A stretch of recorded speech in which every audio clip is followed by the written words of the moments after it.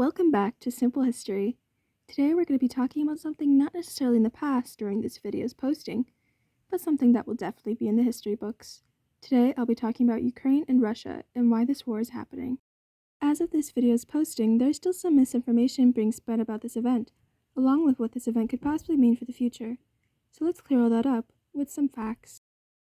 If we're going to clear everything up, we're going to start at the beginning, specifically 1991 Moscow, Russia, which was the capital of the USSR, which also at this point had completely fallen apart. On August 24th, Ukraine had just gained its full independence from the USSR, similar to other neighboring countries who had also gained independence from the USSR, such as Lithuania, Estonia, Latvia, and so on.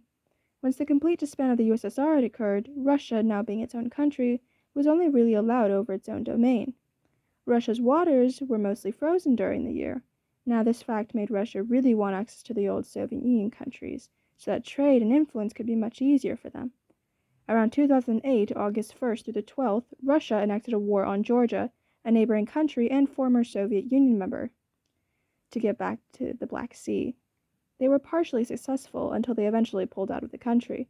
Well, technically they still owned some parts of Georgia, but I digress.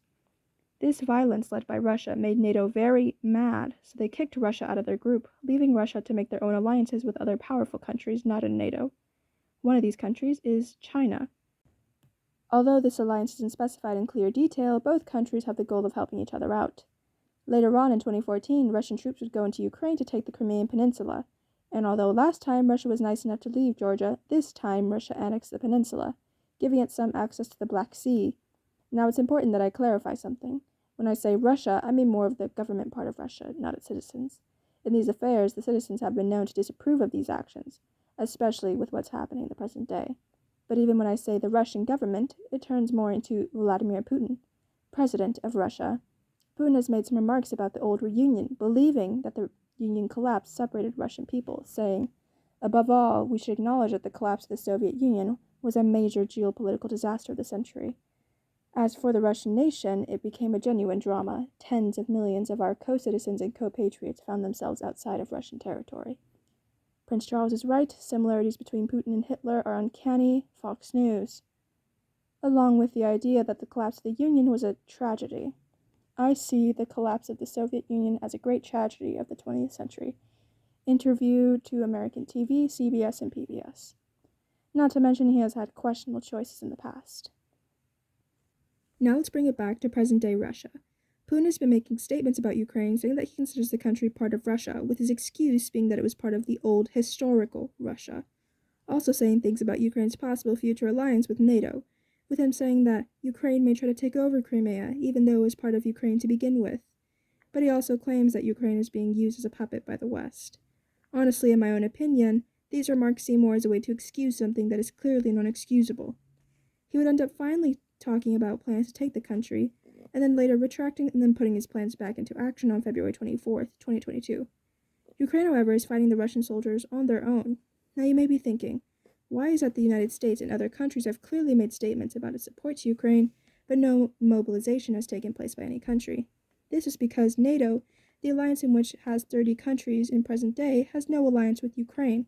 So they don't have any main reason to help, and even if they wanted to mobilize their troops, that would be seen as interfering with their affairs by Russia's standards. So Russia would end up going to war with any interfering countries. Not to mention, if the United States forcefully interfered, China would get mad because of Russia's alliance with China, which would give reason for China to join the fight. So NATO instead has decided to take an indirect approach to the fight by putting sanctions on Russia and taking away SWIFT resources from Russia. SWIFT in basic terms is an international bank for countries, along with some countries giving some artillery to the country. Now, what does this mean long term? Well, Putin's war has already had huge effects. The idea that it will continue forward is very unlikely, because of the fact that the Russian economy has suffered so much already. But even though it's unlikely, there is a possibility that it would happen.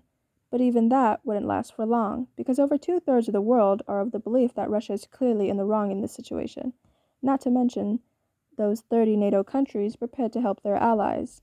But the bigger problem in this situation is how terrible it has gotten in the country of Ukraine.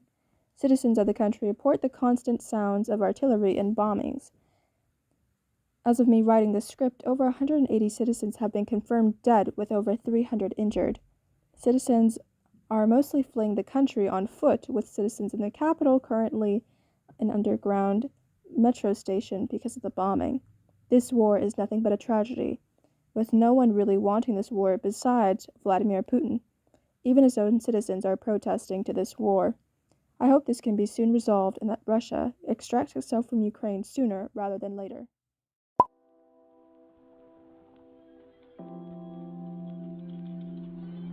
Thank you for watching, and I hope you now have a better understanding of this situation. Please subscribe and like if you enjoyed the video.